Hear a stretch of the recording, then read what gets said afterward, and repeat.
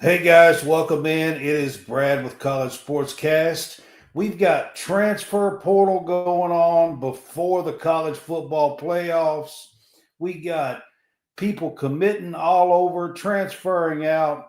We are here to do the Big Fuss Show and the SEC domination of college basketball.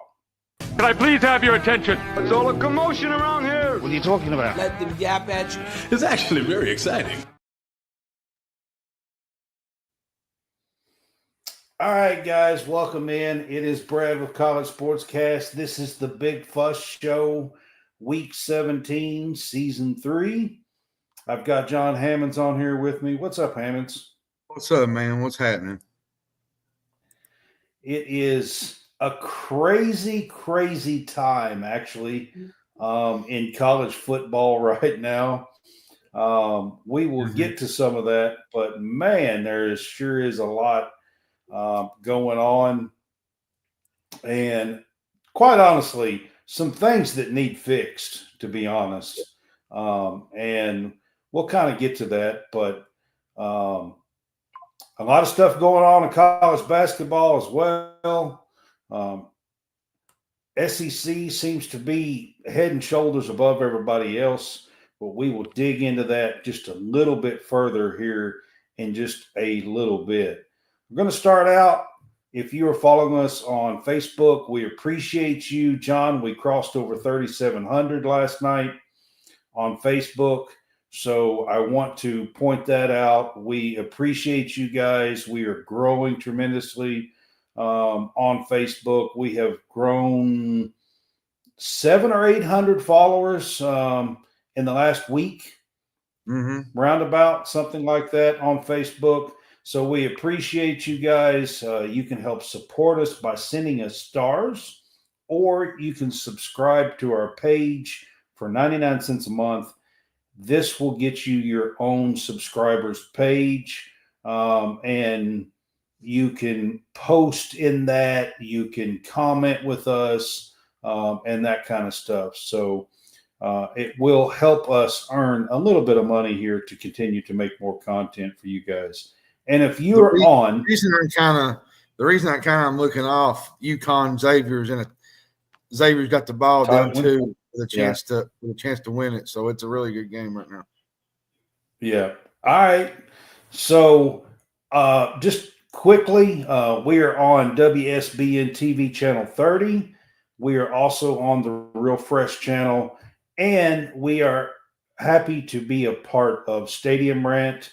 And soon we might have some updates on our show here about being featured by Stadium Rant and stuff like that. So we're excited. We're growing, and we appreciate you guys.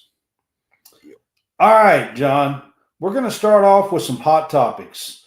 I've got it scrolling on the bottom down there. Some news on college football, college basketball, and women's college basketball fronts. Mateer, I think is how you say his name. He committed and is 100% committed to Oklahoma. He was the number one guy in the portal as of now. Quarterback from Washington State. That they got the offensive coordinator. He went as offensive coordinator to Oklahoma, and I think that's a big reason why they signed him. Don't you think? Yeah, so? yeah. And two, Oklahoma needed to add some changes on the offensive side of the ball. They just did not have the great year that they thought they would have. Jackson Arnold went to Auburn, the quarterback that had played the majority of the year for them. He went to Auburn. They got the offensive coordinator from Washington State. John Mateer might be, to me, the number one quarterback in the portal, probably next to Malik Murphy. Malik Murphy is from Duke. I know he visited Kentucky this past week. He's probably looking for a big deal, NIL deal. Not sure where he's going to go yet. But Mateer is for me, he's head and shoulders probably the number one quarterback in the portal.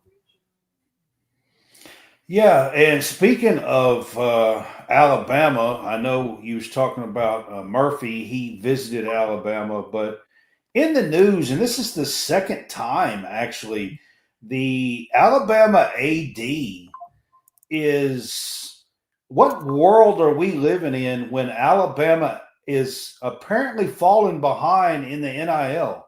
And the AD is coming out today and urging Alabama fans to fight back.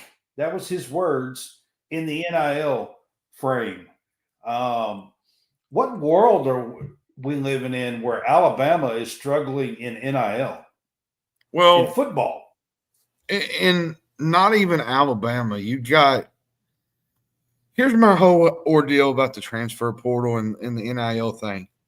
You know, you got guys that are at certain schools, and then you got guys going back to their original schools and taking visits. Like I think Silver from Kentucky's going back to North Carolina to take a visit. I read yesterday. There was, I think it was a couple weeks ago, there was a player that it said agreed to a deal to come back to school. That was South Carolina. That was Stewart. It's sounding like college. It's sort of like the NFL, Brad, with the free agency. Like all you need is a salary cap at this point. Except it's every year. I mean, we're going to talk about some changes. I'm just trying to get through some news stuff, but we are definitely going to talk about some changes that needs happening. Here's the thing about Alabama. If you're Alabama, I don't think you should need to get out and communicate with the fans and the whoever you're trying to get to notice, because Alabama is a brand name. Alabama is a big school. Saban has been there. They've won national championships in the last. That's twice now that the AD has come out and just in the last week or so and is talking about the NIL and talking about Alabama. Today he's talking about them falling behind and the fans needed to fight back. That was his words. How are you falling? I'm just saying. Here's my thing. How are you falling behind at Alabama?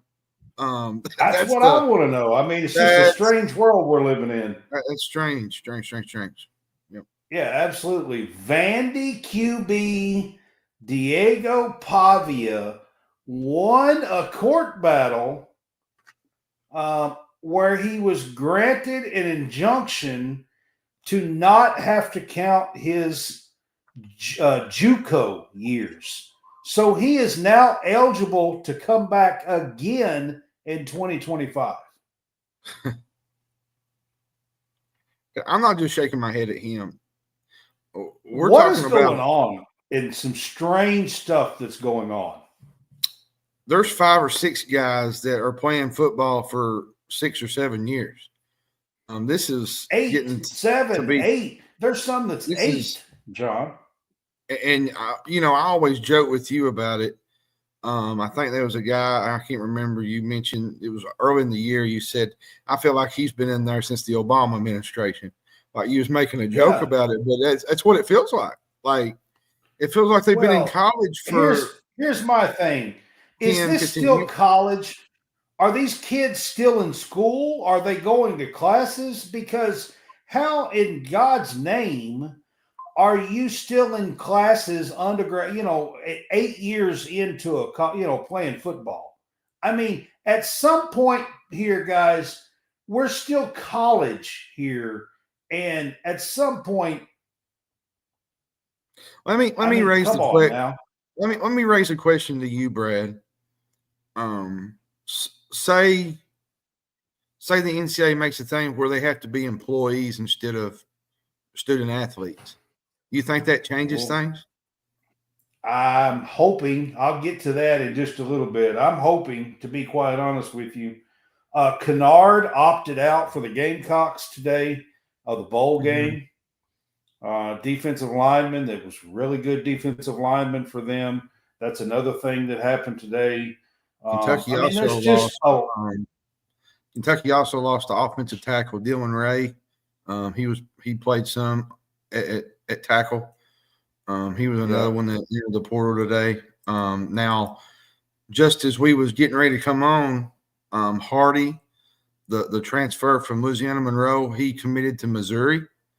Now that's 2 players Kentucky have been after that have went to Missouri. Eli Drinkwitz is dunking on Mark Stoops right now.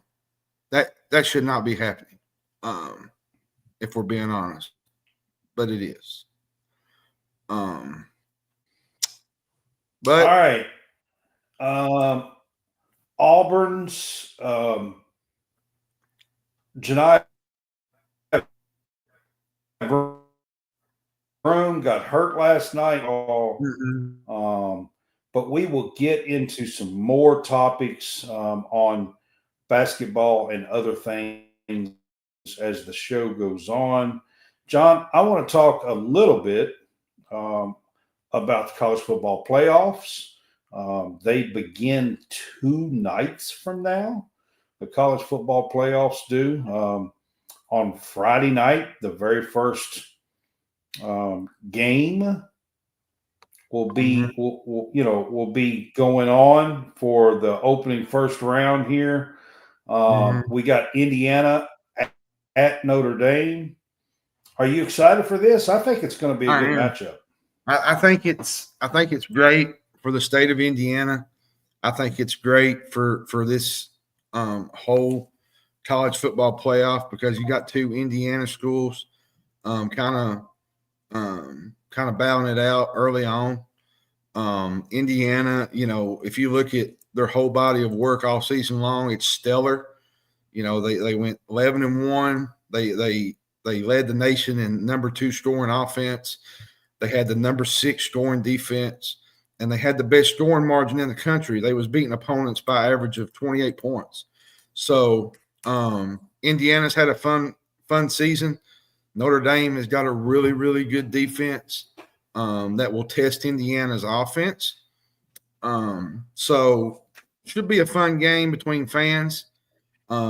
Especially then we got 3 games. Then we got 3 games on Saturday to be really excited about. These are on campus. All 4 of these games are on campus for the college football playoffs. It's going to be really exciting. You got a game at Penn State and Happy Valley. You've got a game in Austin at Texas. And you let's see, who's the other game? I'm missing one.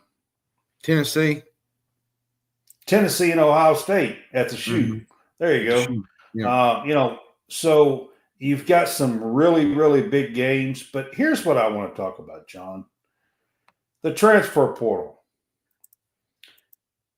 This college football has to fix itself.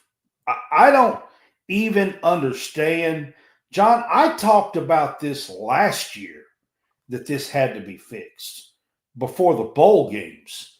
I don't even understand how they could possibly keep this portal open. I don't know exactly what the answers are. I know why they do it, John. They do it because the next semester starts like January 5th, and these kids, if they're going to go to another school, have to get in before the next semester starts. I get why. It's just not right. There's nothing that says they can't flip this calendar and these kids be able to transfer in the spring instead of in the fall. Something's got to change. Here's my thing. It seems to me, Brad, that the transfer portal is drawing a line between student athletes and professional players. You look at professional guys, they're able to request trades. They sign with teams in free agency. The portal has made the student athletes feel more like free agents than college athletes. Players all the time leave for different reasons, better opportunities, coaches leave, offensive coordinators leave. I look at an example from, I think, last year, when Nick Saban. You're right, Mike. Marshall had to opt out of a whole bowl game. When Nick Saban retired, He had a lot of players leave. They lost a lot of guys. They lost really the top quarterback in their class, Julian Sayin. They lost Caleb Downs to Ohio State. So this is just not beating up on the top teams. This is hurting other colleges such as Marshall. Yeah, but guys, what I'm talking about is the calendar.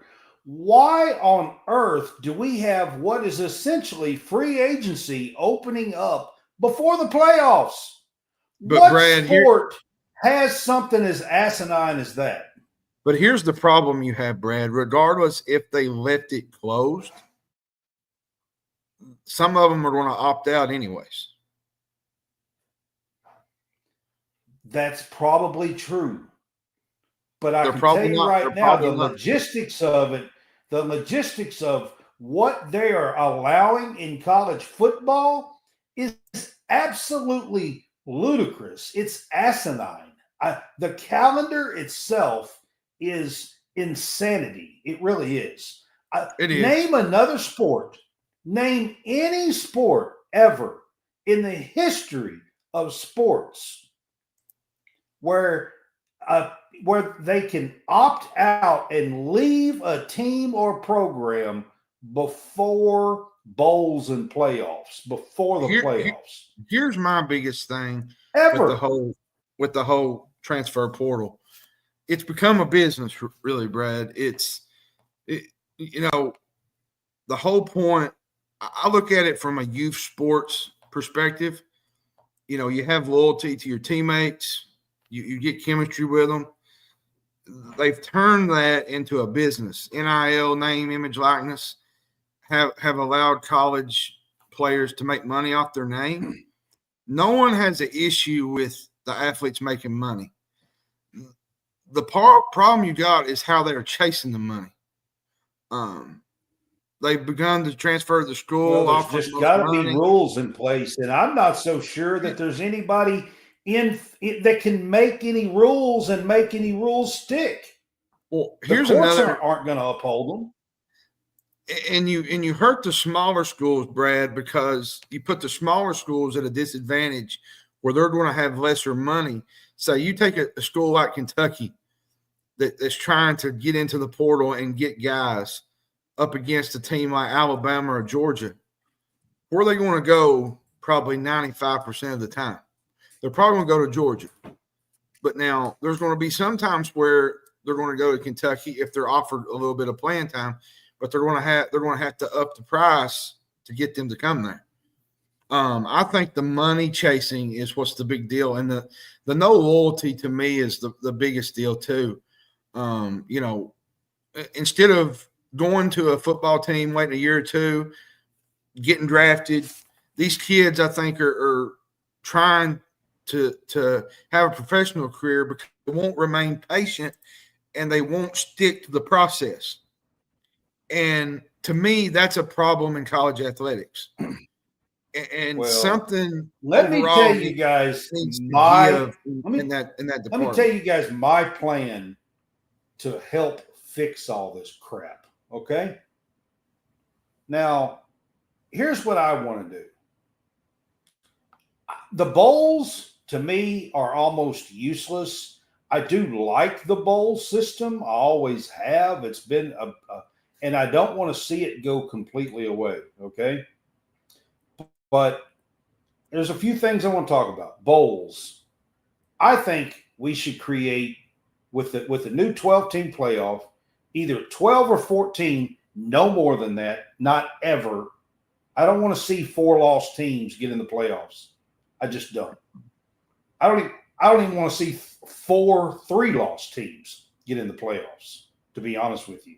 I think it should be the top tier 1, 2-loss, 0-loss teams. Maybe 1 3-loss team gets in because they win their conference like Clemson did. Anyway, after that, the bowls, they're kind of old. They're washed. Nobody cares anymore. How about let's create a 24-team bowl invitational tournament, kind of like the NIT. in college football, in college basketball. And then you can play those bowls in those 2014 bowl invitational tournament, and you can have a bowl champion. Play them out just like you would a tournament and have a bowl champion. I think that's much better for college football. You could have a national champion and a bowl champion. And I think that is absolutely fantastic for college football. Here's a couple other things, John. Make them employees and sign 2-year contracts with these NIL deals. Here, if you make them employees and make them sign 2-year deals, they can't go nowhere. They have to show some kind of loyalty. The difference between college football right now and the NFL is NFL, they sign contracts. Well, yeah. I'm not saying that they sign 5-year deals or something, because these are college kids and they may want to transfer. I get that. But there is nothing wrong with making these kids sign 2-year deals. Well, here's the thing, Brad. Nothing wrong. In the NFL, you got rules and restrictions, right? There's basically no restrictions in college athletics. A player can leave at any time. For me, sometimes that can be a good thing or a bad thing for a kid maybe that's 18, 17, that's a young guy coming into college. I think on the opposite side of it, it's hurting the high school kids too, recruiting, because you're choosing certain transfers over freshmen.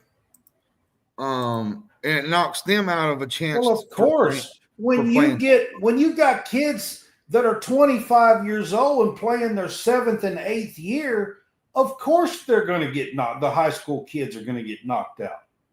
Well, I mean, that's common sense. Another thing that's really got me is like a lot of fans are losing interest in the game because, you got all these revolving doors of the portal, and it's sort of like the same old dance, the same old song type thing.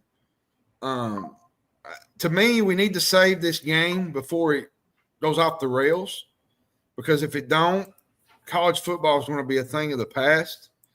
It's just going to be more or less like pro football.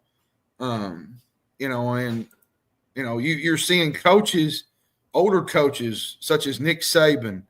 You're seeing, guys. I would love to say that's possible, Josh, but it's not. Get out of the game because they just can't deal with it anymore. And to me, that's a problem that needs to be fixed. I don't know how to fix it. Well, you have to fix the calendar too. Yeah, you got. I don't know if you move college football and you start it 2 or 3 weeks earlier than we've been doing, so you have a little bit more time.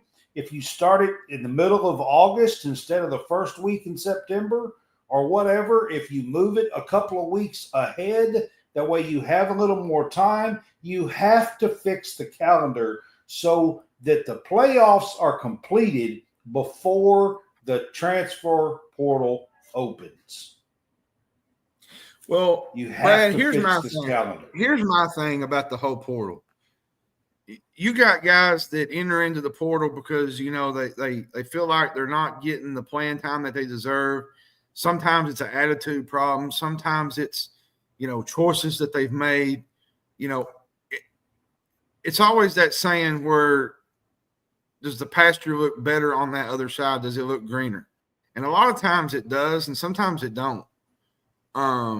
Like, for instance, you see hats laying on the table with players going back and forth from hat to hat to announce their college decision.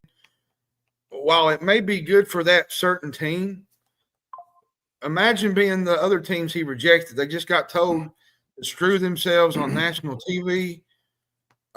These kids, there's too much hype and hoopla with all this.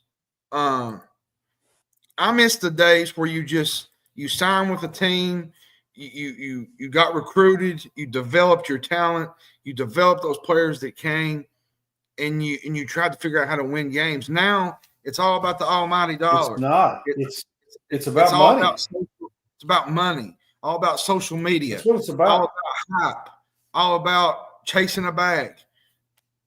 Where do you change from all this to fix it where there's restrictions and there's rules in place? The only way is to have more than multiple year contracts, John. That's the only way right now. That's the only way. If you make them have to sign, you can, let's say it's a scale, okay? Kind of like the rookie deals in the NBA, all right? Where if you do a 1 year, you can only make this much money. If you do a 2 year, you can make a little bit more money. If you do a 3 year, you can do a max deal. All right? Well, all you have to do is make a scale with a contract that is signed.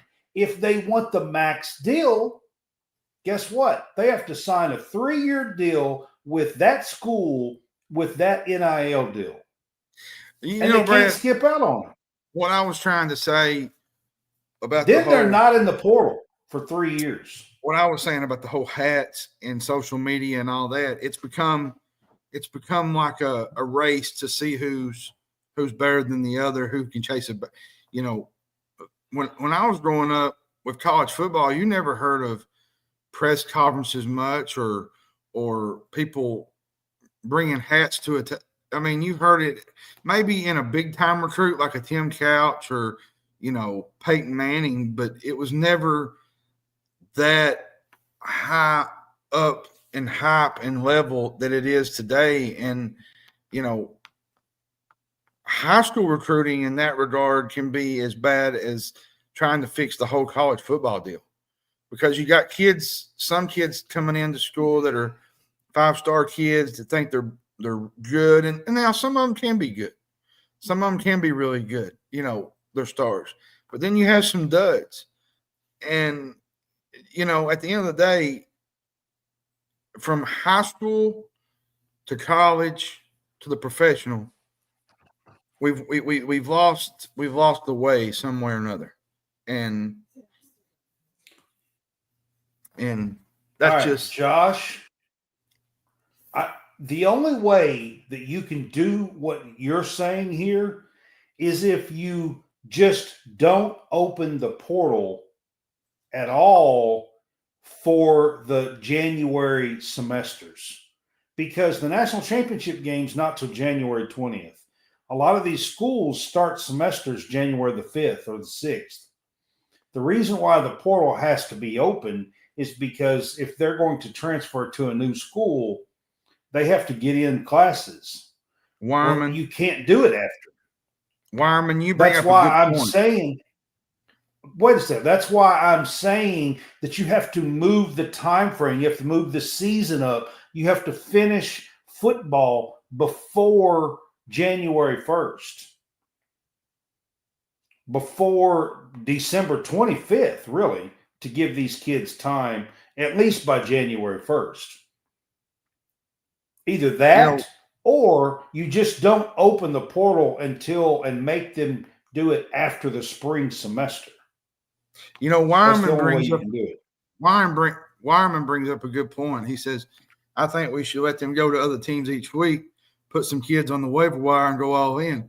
Now, everybody probably thinks that's funny, but that actually happens in MLB. Teams put them on the waiver wire and they pick them up the following week. Is that going to happen in college football? They do an NFL. Jerry, I've been saying contracts signed 2 and maybe even a 3-year deal, a max deal contract. The longer you sign, the more money you can make. I've been saying that for 2 years now, and I don't know why more people don't talk about it. It's the only thing that makes sense. I mean, that's a good point, Wyman, because, they do that in the MLB. If a team releases a guy, they have a certain amount of time to put him on a waiver, and then they do it in the NFL. If a guy gets released, he gets picked up the next week by another team. Like, is college football really going to get to that point to where if a guy gets kicked off the team, he's going to be playing for another team the week after that? Like, are we really going to reach that point? Like, Well, I mean, if we've read a lot of school's things. involved in semesters, that's not really an option. No, You can't jump schools and go to classes.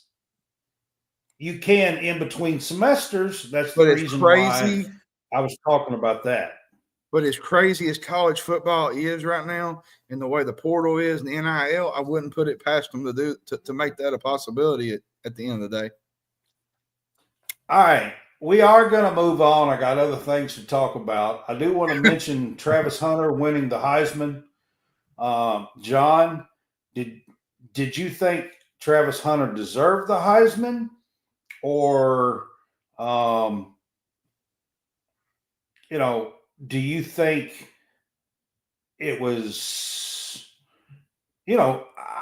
I'm not real sure. I'll be honest with you. I've been an Ashton Jeanty guy all year long. I think Ashton Jeanty is probably going to break Barry Sanders' record. He's 132 yards away from him.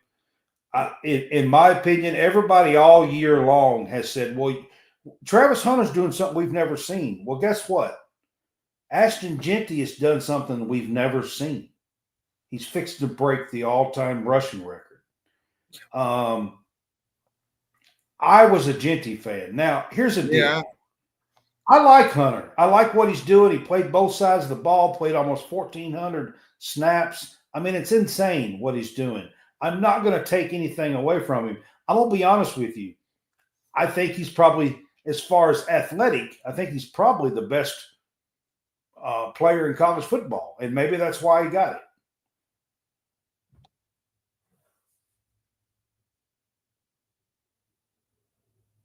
What do you think? I mean, I figured Travis Hunter would win the Heisman Trophy just because of, the whole idea that he plays offense, he plays defense, all that stuff.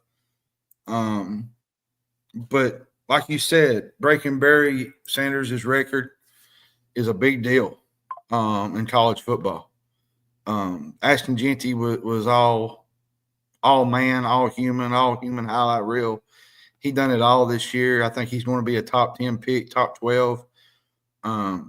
Woodson didn't do it every snap. Not like what Hunter's doing. Woodson didn't do it some. He played but defense he didn't and do offense, it every snap. But I don't think he played really every single snap. He didn't play every snap like Travis Hunter's doing. But I get where you're going with this, Brad. I mean, I like the idea that Hunter won it. I like what he did with speaking to his dad. I thought that was really awesome. Shows that he's a family guy, talking about his dad during the speech and talking about Dion. I thought that was great. He deserves a lot of credit for what he's done this year. There were some unbelievable plays, some unbelievable catches. He does have some great catches. I will say that. He picked off some unbelievable passes. So props to Travis Hunter. But for me, my favorite was Ashton Jeanty. I thought he played just off the wall all season long. When Boise State needed a big moment, he delivered for them. When they needed a big run, he took them down the field and gave them a chance to win. And they almost everybody's beat Oregon. Like, well, he plays in a Group of 5 conference, and no players have won that since Roger Staubach in '63, and nobody's going to let him win it, and all that crap. Okay, well, here's the deal. Yes, he plays in the Mountain West Conference, but he's also going to break Barry Sanders' record. He's also led Boise State to the number 3 seed in the college football playoff. They're 11-1 and made the college football playoff and led them to the 3 seed in the college football playoff. That's unterritory. I mean, there's no territory of that happening before. Okay. So, I mean, Genty done some things. I will give it to Hunter. I think he's very athletic. I think he's athletic wise. I'll be honest with you. I'll be surprised if he's not the top pick in the draft. Travis, the thing about Genty for me, Brad, is he was their main guy. Hunter was their main guy, but they had other pieces. You get what I'm saying? Like they had Shadur Sanders, and then they had Travis Hunter. Genty was their main guy. They was top 10 nationally in points. I mean, he only carried the ball about 35 times a game, John. That's all. I mean, about 35 times. He was basically a one-man show. And to say Travis was just a one-man show is kind of out there because he was not, because Shadur had a lot to do with why Travis Hunter was really, really great. Like, you can't get the ball to him unless Shadur on him the ball. And, right, or giving him the ball in space. I think, you had 2 guys there that was kind of leading the charge for Colorado. And the opposite side of it with Travis Hunter, he went to Jackson State. He was a 5-star guy. He stunned the college football world when, he didn't go to Florida State. He went to Jackson State to be with Coach Prime. Then he went to Colorado. They had a down year last year. I think a lot of it had to do with the comeback that they did this year. Getting to a bowl was game. A good season for them. It was. And they got to a bowl game. They changed some things. They got rid of some guys. They moved into the portal and got a lot of great depth and leadership on that offensive line and defensive line. They got help in the secondary to help Travis Hunter and Shadur do what they had to do. I think a lot of it had to do with the way they bounced back and not just the fact that Travis Hunter had an unbelievable season, but Travis Hunter But I'm going to tell you guys, it's going to be a shame. My last word on this is this. It's going to be a shame in the future when you look back on this that the all-time rushing leader in college football couldn't win the Heisman. That's all I'm going to say. When it's all said and done. All right, we're going to move on to some basketball. And John, as of last night at midnight, in the month of December, the SEC together as a conference is 50-4 in the month of December. 50 wins versus only 4 losses in the month of December. Pretty impressive, Brad. The thing that stands out to me, is there's 8 teams in the top 25. Tennessee, Auburn, Kentucky, Alabama, Florida, A&M, Oklahoma, and Ole Miss, right? 5 of those teams are in the top 10. If there was ever a year for the SEC to boast and cluck, it's this year. It's this season. They jump out of the gate in the Maui. They jump out of the gate in these early tournaments, and they beat some of these heavyweights. It's impressive to me how great the SEC is from top to bottom. And this is not even talking about Oklahoma. This and the teams that you mentioned. We're talking about Vanderbilt. Missouri has gotten better. Georgia's gotten better. Like I said, Missouri. So it's going to be a rough conference. It's going to be a tough conference. The depth of this conference. They went, 14-1 during the ACC challenge, I believe. Jerry, I love this conference, and it's going to be great, but I'm afraid that we're all going to beat the hell out of each other, to be honest with you. And I'm afraid that we are not going to see 3-1 seeds because we're going to knock each other down a peg or two, to be honest with you, is what I'm afraid is going to happen. You know, the Auburn SEC is so dominant and that we're just going to beat each other up. Yeah, I mean, you know, you look at top to bottom, you got Auburn, probably the number one team. The SEC, they've been really, really good. I'm not going to go against anybody ranking Tennessee 1, especially. They beat Illinois Saturday, but Auburn has been historically good this year. Yeah, but look at Auburn's no. wins versus Tennessee's wins. Well, I get that, but a lot of that had to do with the fact that other teams in front of them got beat, and they slid Tennessee in there, and They was did, already right? up. Last night. Was already up above. So, you know, and then you got, you know, Kentucky is in there, Florida. They're a top 10 team. You know, the Gators have been just dominant in their placement and how they've started out 11-0 for real, man. You know, they got a really good star in Walter Clayton Jr. He's averaging 23 North points Carolina a game last night. You know, I mean, then you got Kentucky. You know, you got Lamont Butler. I think he's the most important player on this team.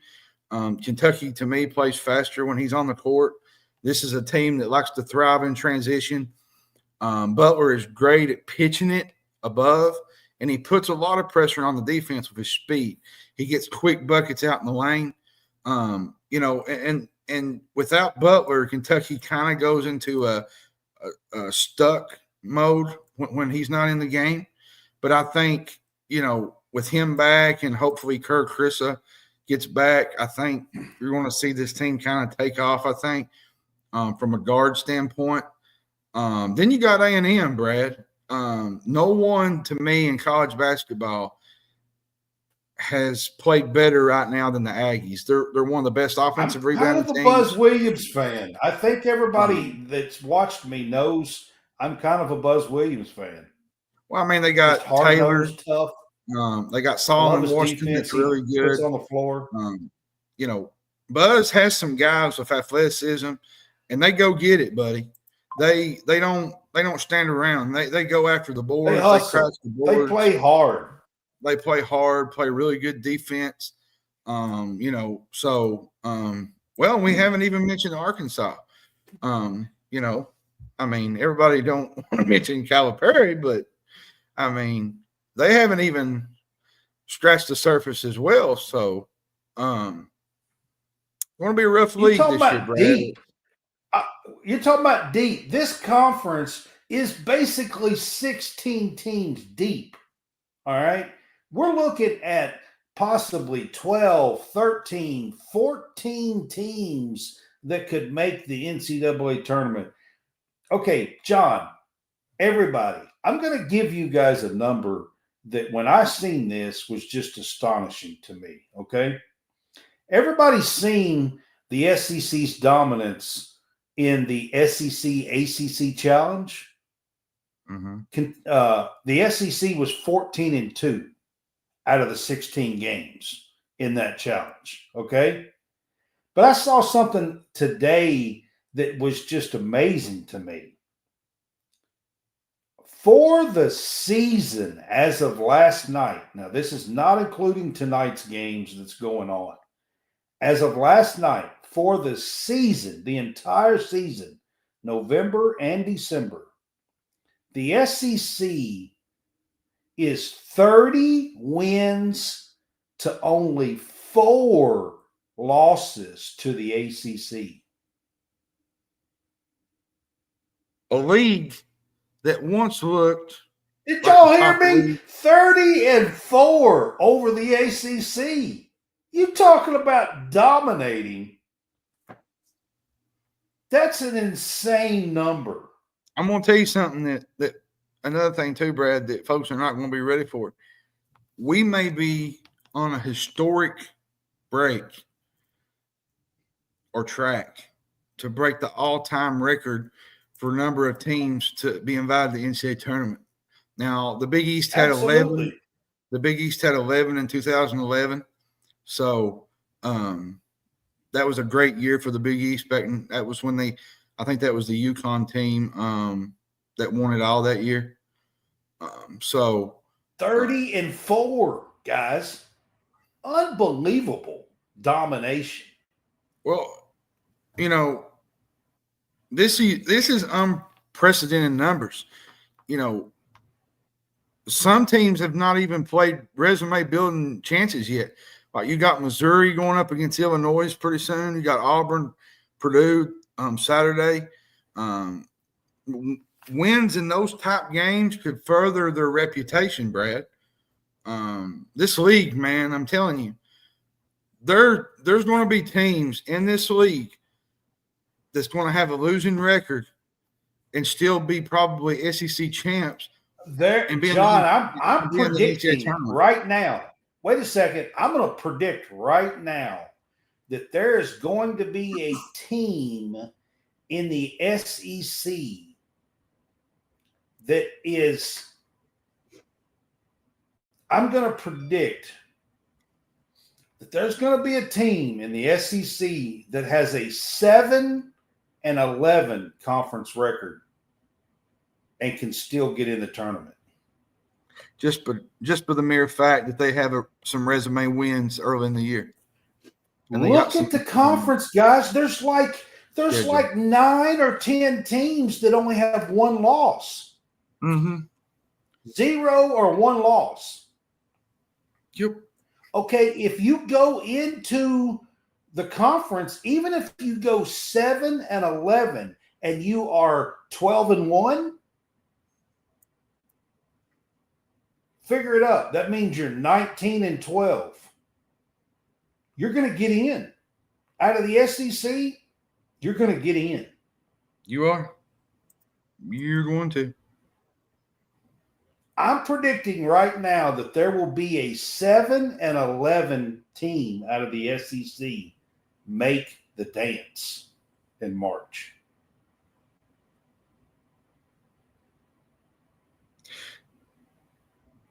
Did you know that the SEC has never finished a season ranked higher? Did you know, Brad, that the SEC has never finished a season ranked higher than the second best league in the KenPom Power Rankings Conference? And right now, they're ranked higher than any conference since 2004. 10, you look at it, Brad. You go back. It is 16, 11, Mike. You go back 11, 10 years ago, SEC probably is a 3-bid league. And they're probably got 3 one time. And they're probably ranked at the bottom of the Power 5 in their conferences. A lot of that's helped with coaching. A lot of that's helped with the portal.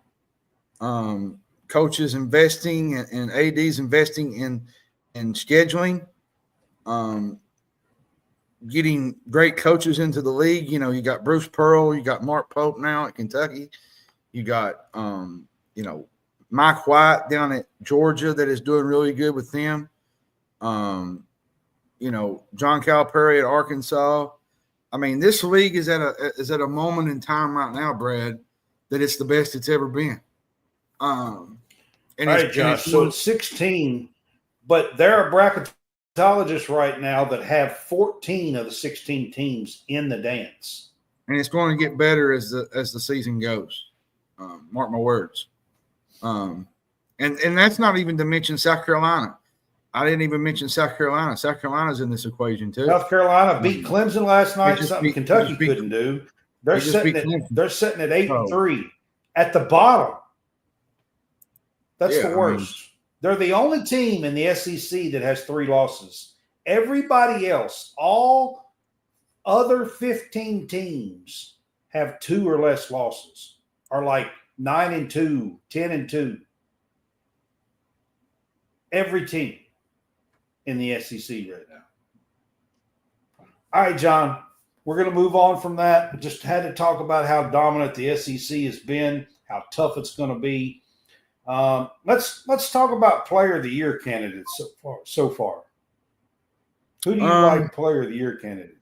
I like Janai Broome from Auburn. I think he's playing at a really high level now. He got injured last night.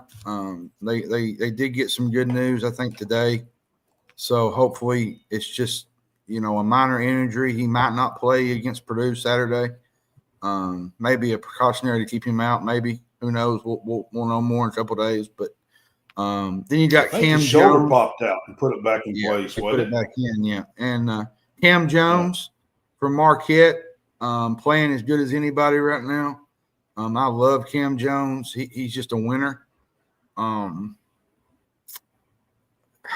mean, I don't know, like Lamont Butler's having a career year, but I wouldn't say he's maybe player I of the wouldn't year. put him in there just yet. Not just yet, but he's having a really career year. Right now, Player of the week. I don't know about player of the year. But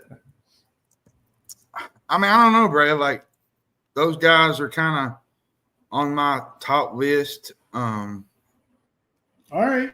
I mean, it's early. I just wanted to throw this out here. We will revisit this about the middle of January, and we'll kind of revisit these.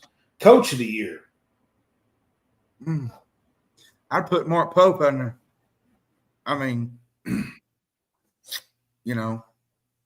I'd put Pope there.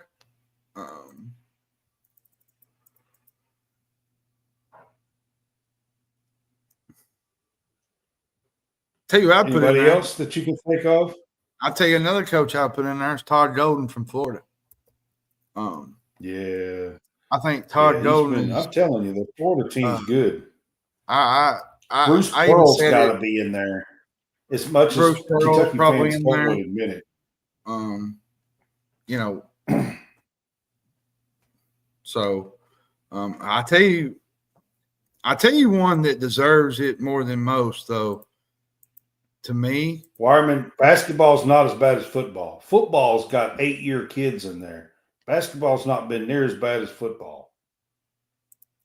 I'll tell you, coach, that I like, Brad. TJ Ossenberger from Iowa State. They're having such a fantastic season. He's another one of those guys. So, yep. Other than that, there's not really. What about? Let me think about out west. What about Mick Cronin, UCLA? Like, he's got them going pretty good. Yeah, I mean, they're having a good year so far. But those are probably my top three right now. Okay. So that's fair. Like I said, it's early. It's mid-December. So I thought we'll revisit these about mid-January and then mid-February. And, then we'll kind of get towards the end of the year and talk about them more often. But March Madness title contenders, national championship title contenders. Do you see some right now that you think – I think they'll be there at the end? That's a good question. Or do you think it's too early? I think it's still too early, but if I had to put it in tiers, I would go probably Auburn. Tennessee's in that tier. Iowa State's in that tier. Alabama is in that tier. I'd even put Kentucky in that tier. Maybe the second tier. That's totally not true. Gonzaga may be in that second bunch. Duke would be in that second bunch. Maybe Kansas. I'm going to tell you a team that it's sort of off the radar that nobody is really, really, really, really talking about.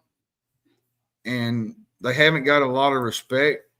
And that's Mississippi State. Josh Hubbard, Charles Matthews, Chris Jans at Mississippi State. They don't get a lot of respect. They're always kind of doubted at times, and they proved that last year. They're proving that this year. Now they have struggled in a couple of games, I think, but overall they're playing really, really well going into SEC play. That's another team that's going to be a team to watch in the SEC. Josh Hubbard can put points on the board in a hurry. He's that kind of guard. Yeah. Oklahoma, he's tough. Good team. Porter Moser is a really good coach. Wyman just said that. The SEC is going to be a nightmare. I don't think Kentucky fans know exactly just how, like, a 12-6 record in the SEC is going to be very hard to obtain, probably. 13-5 might win the SEC.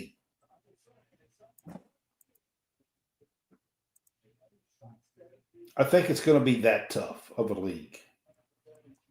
I really do. I'm going to tell you a team that title contender. I'm going to tell you Auburn's a title contender. I really do. I do. I think Auburn is. I think Tennessee is. Iowa State is. I think Marquette is. If they stay consistent, there's times where Marquette, they do really, really well, and then they kind of go off a cliff there. Like, they did that 1 year. Alabama could be. Alabama is a could be. One thing I'm going to say, Brad, there's going to be losses. There's going to be upsets in the SEC. Kentucky fans are going to have to figure that out. Not even Kentucky fans. I'm talking Tennessee, Oklahoma, Georgia, all these teams.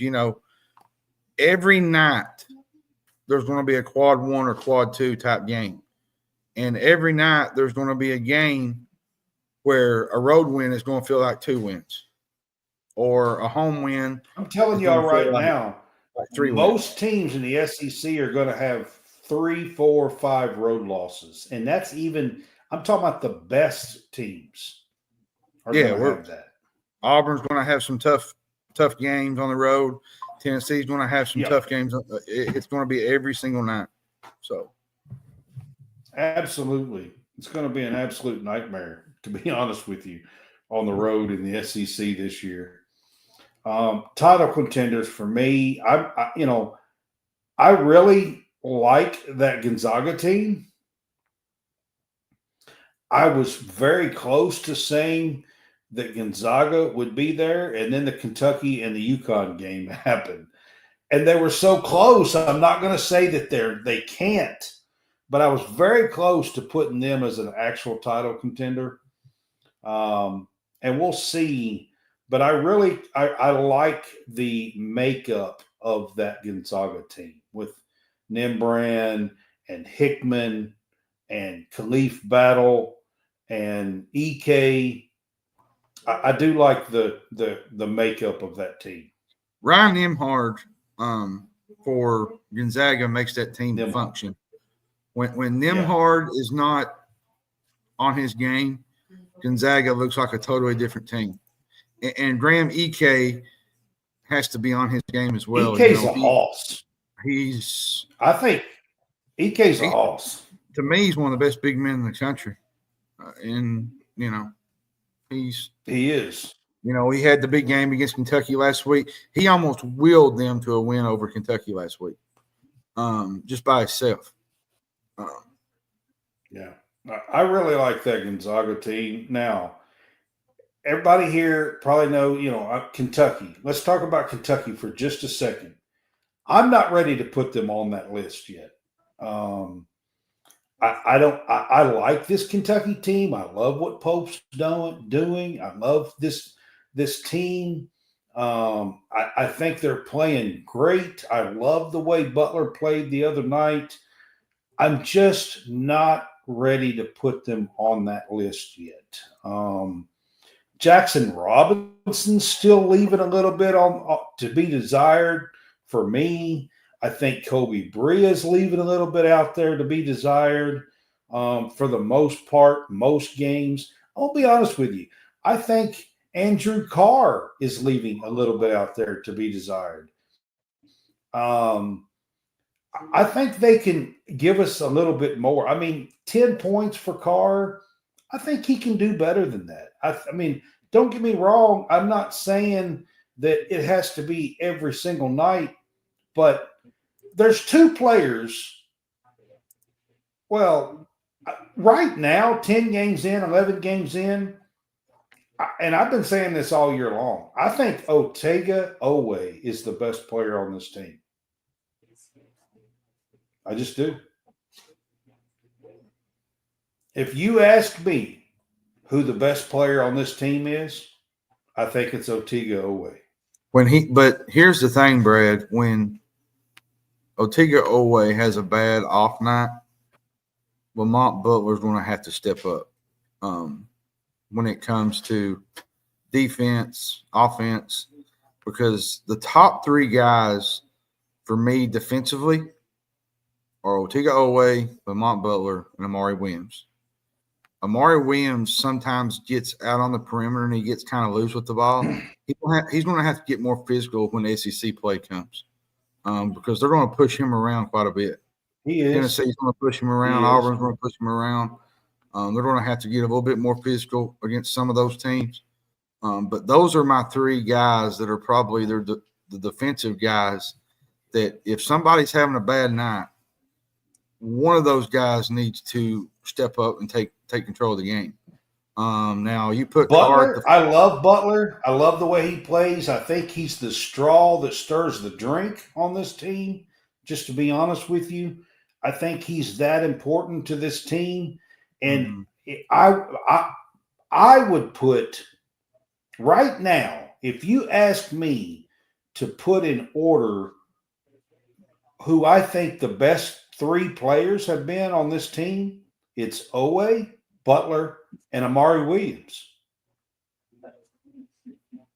Because of his physicality down low, rebounding, that would be my three. That's what I just said.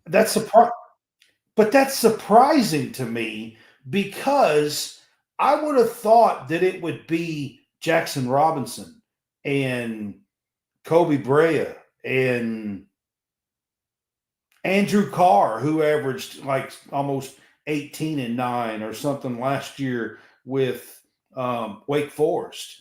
I would have thought those were the players, not Owe, Butler, and Williams.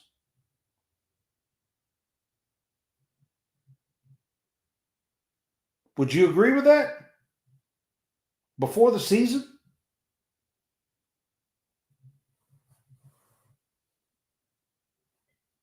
Would you have thought that?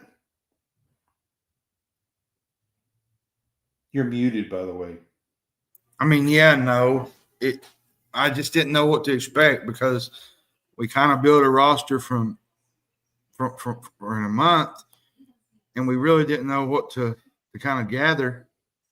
But yeah, some of it I do agree with you, and some of it it's just been, a few of those games Carr kind of took off and made plays. The Duke game, he took over the second half. And I think he could give us that nearly every night, but he doesn't sometimes. My problem with Amari Williams is concerning, going into SEC plays. He turns the ball over a lot.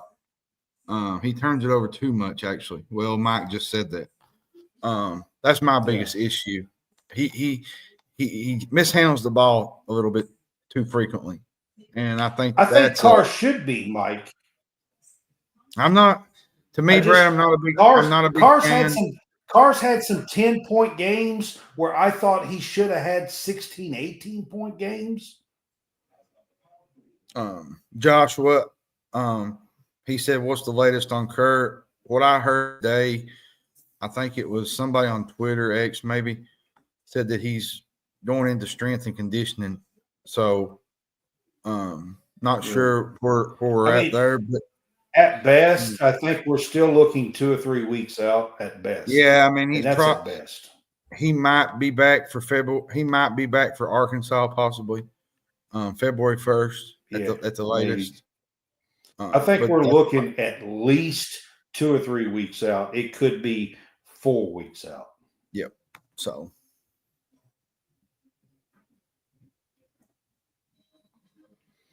I like Garrison, but I don't see Garrison starting in the SEC, Mike. I just don't. I don't think he's going to be strong enough, physical enough. Now, if you would have told me, through some of these games that we played, maybe, but Williams I've stood next to Amari Williams. Dude is a hoss. I mean, he is so built and physical. He's a hoss, man. I'm telling you.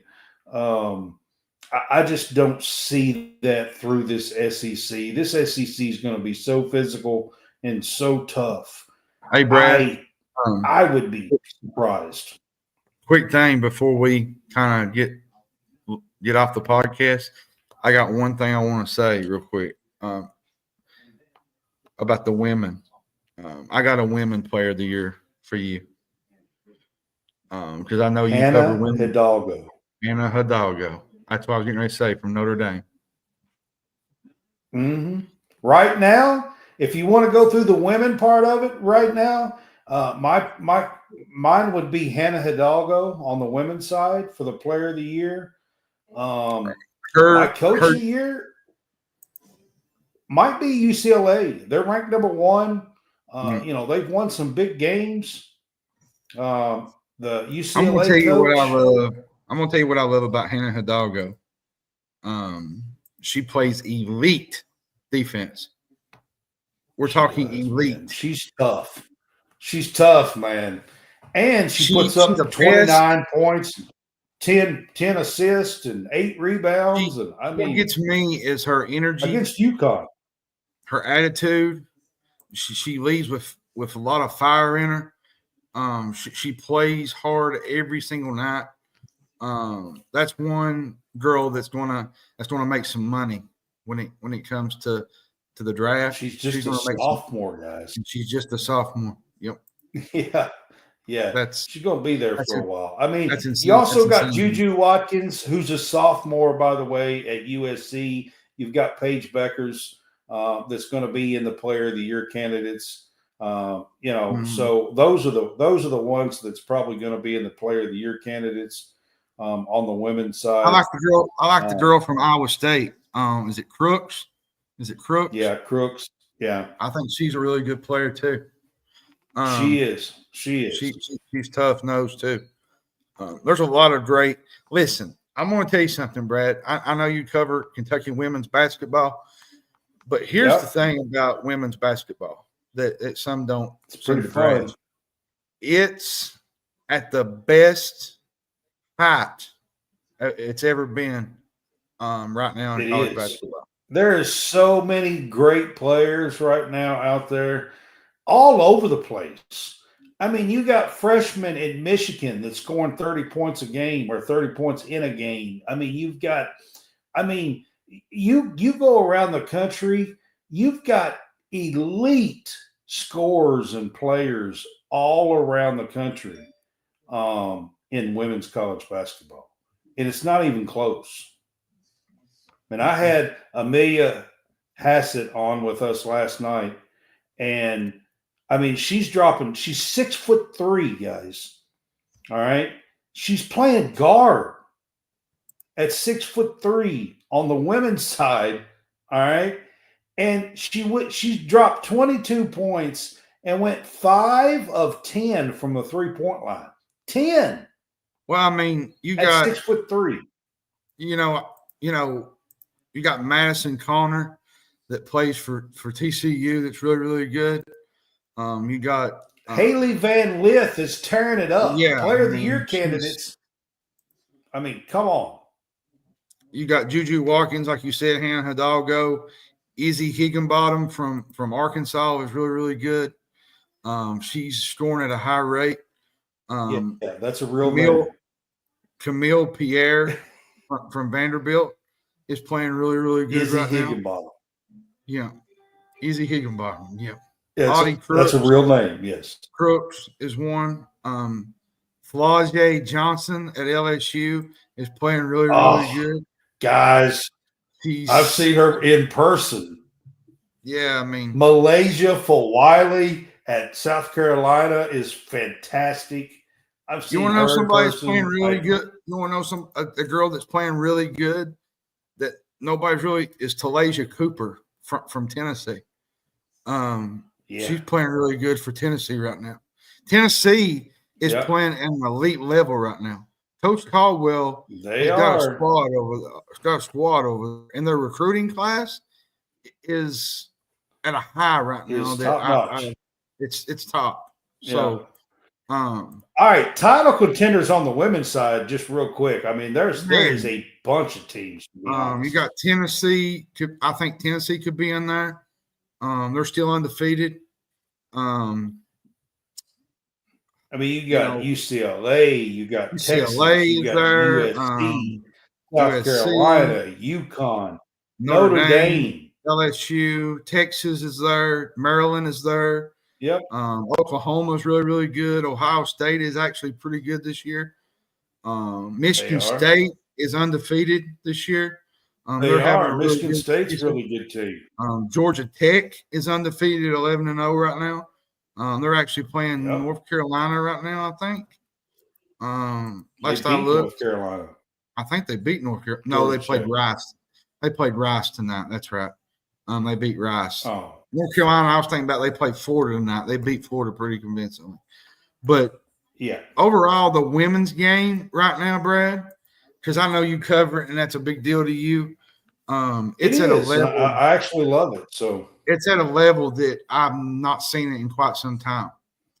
There's so many great players out there, so many, shooters. And Kentucky's 16th, guys. I know we got some Kentucky fans on with us. They're 16th in the country. They're 9-1. He's got a hell of a starting lineup. Now, Georgia, what might bite this team is they're not getting much production off the bench. So when you come up against some of these better teams, they need to get some production off the bench down the road in the tournament and that kind of stuff. We'll see if they can continue to build some of that off, But, man, Brooks is starting 5. I put them up against most starting 5s in the country. I think they're that good. The problem is they have to play 40 minutes. I forgot to name one. Lauren Betts from UCLA. She's playing really, really good right now. So, now, I'm not taking anything away from Cassidy Rowe. She's playing great. I'm not taking anything away from Lexi Blue and Clara Silva.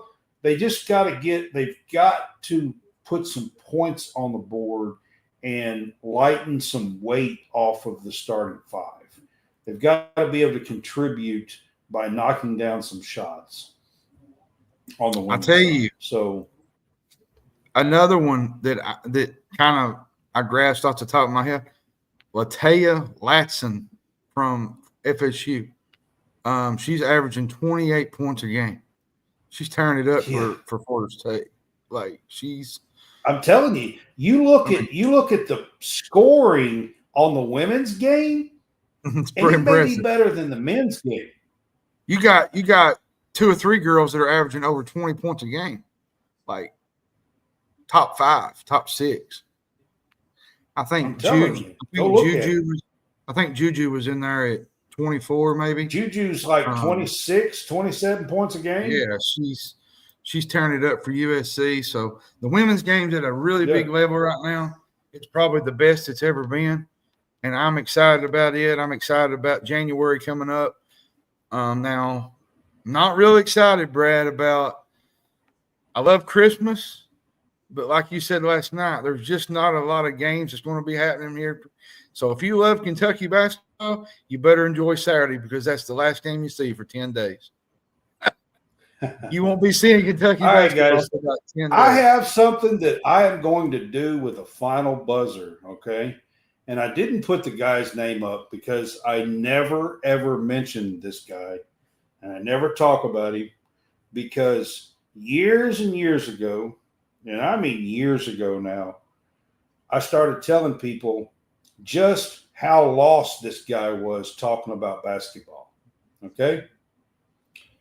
And I'm fixing to go to something. College basketball news. You heard it here first. Okay? Can we finally put to bed that Doug Gottlieb doesn't know shit about basketball? Y'all hear me? Oh. Can we finally put this to bed that Doug Gottlieb doesn't know shit about basketball? I knew this was coming. He is coming. Atrocious. Atrocious. What got Absolutely atrocious. What got me? Mike, you said we've got Brown. Yes, but it's 10 days, like 21st to the 31st. Like it's 10 days. But speaking on Doug, you guys even know or care who Doug Gottlieb is, but he has been a thorn. I never ever say the guy's name.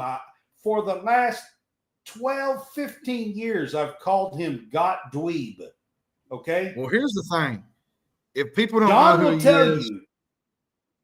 If people don't know who he is, he's a college basketball analyst, and he played at Oklahoma State for under Eddie Sutton. He played for Eddie a Sutton long time ago, and he became an analysis for ESPN somehow. And he's an asinine. I mean, his takes, he's terrible. And for some reason, Green Bay, the College of Green Bay, decided to give this man the head coaching job last year. All right. Last week, he makes a statement about small schools. He's at Green Bay, by the way. Green Bay College, okay? University. All right. He made a statement about small schools being nothing use. Okay? A couple of nights ago, he got beat by an FCS school, a Division II school. Actually, it was today. Was it today? It was today. Michigan Tech. I thought it was last night. It was today. It might have been today. It was today. Played Michigan Tech. He got beat by Michigan Tech, who is a Division II. And not only did he get beat by this team, it is 8 straight losses as the head coach of this team. Can we finally put to bed that this guy don't know jack shit about basketball? He is a lost ball in high weeds. Oh. That's my college basketball news for the day.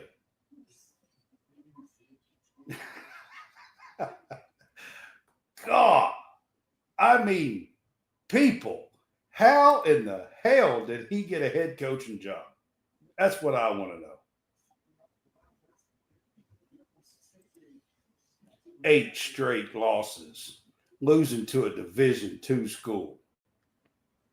And, oh, by the way, he benched his best player about 4 games in, wasn't even playing because he's going to learn my way to play basketball. Well, and the thing was, didn't Adam his way has lost 8 games into a Division II school.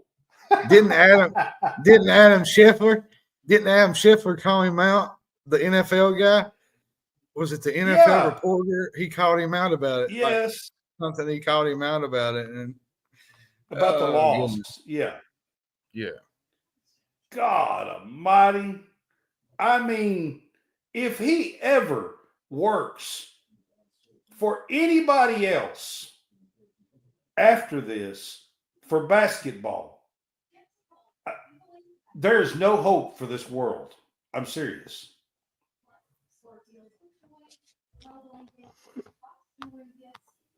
So if y'all hear me say "got dweeb," y'all know what I'm talking about.